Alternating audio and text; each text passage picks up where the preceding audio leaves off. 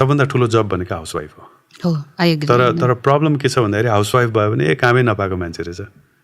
अनि तपाईँ के गर्नुहुन्छ भने आम जस्ट हाउसवाइफ भन्छ कि आमा हाउसवाइफ भन्छ भनेको काम नलाग्ने केटी भने जस्तो महिला भने जस्तो देखिन्छ नि, होइन हाउसवाइफ भनेको सबभन्दा ठुलो जब हो होइन। किनभने घर मान्छेले जे पनि गर्दाखेरि लास्टमा गएर त्यही घरै हो कि होइन। म बाहिर जाउँ या पैसा कमाउँ या होइन म देश विदेश घुमौँ जेसुकै गरौँ, लास्टमा आएर मैले गरेर यसो थकाइ मेट्ने अथवा आनन्दको महसुस गर्ने भनेको त्यही घर हो कि। त्यो घरलाई घर बनाउने मान्छे नभएपछि कसरी घर हुन्छ त्यो होइन। त्यो त it's like a building, house मात्रै भएन, होम भएन नि त होइन। सो त्यही भएर चाहिँ अब यहाँबाट फर्स्ट ब्रेक सुरु भएको हो हाम्रो होइन, मतलब डिस्ट्र्याक्सन सुरु भएको हो होइन। सो अनि त्यसपछि वुमेन राइट्सको नाममा होइन, वुमेन राइट्स त त्यो हाउसवाइफ हुँदाहुँदै उसमा भएको अत्याचारहरूलाई खतम पार्नुपर्ने हो नि त होइन। नट नेसेसरी होइन द्याट यु गो आउट होइन, अर्न वर्क गर।